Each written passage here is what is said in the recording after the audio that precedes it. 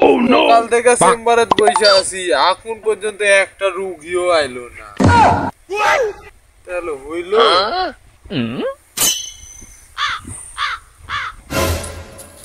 শালা যে সমস্যার মধ্যে পড়েছি, যাই বালতি ডাক্তারের কাছে যাবো, যায় চিকিৎসা করাবো। দেখি এই বালতি ডাক্তার। কে গো, মাইনার মা নাকি?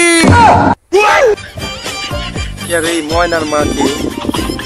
এ ডাক্তার সাহেব, আমি সূত্রানা থেকে যাচ্ছি। তুমি আসো আসো, ভিতরে আসো। হ্যাঁ বালতি ডাক্তার, বসি এখানে নাকি? এখানে বসো, এখানে বসো।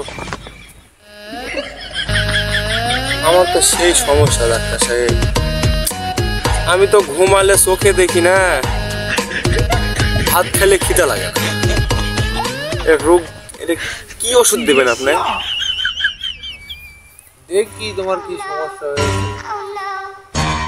এ বাবা, তোমার তো ভালো সমস্যা হয়েছে। হ্যাঁ হ্যাঁ, কি কর? এ রে বাবা, খুবই সমস্যা, মারাত্মক সমস্যা হয়েছে তো তোমার। কি করবেন? আচ্ছা দেখি ওষুধটা কোথায় ছিলাম। এই রোগের ওষুধ পাওয়াই যায় না, বুঝছো বাবা, দাম একটু বেশি পড়বে নি। 4 টাকা লাগে দিব নি, আপনার সমস্যা নাই, আমার ঠিক হওয়া লাগবে।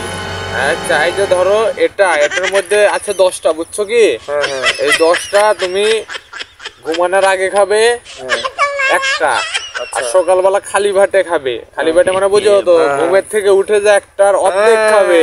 আচ্ছা, এরকম করে চালিয়ে যাবে। 1 মাস খাইতে হবে, 1 মাস। ঠিক মতন খাইতে পারলে ভালো হবে, আর না খাইতে পারলে দেখি একটু কাম হবে না।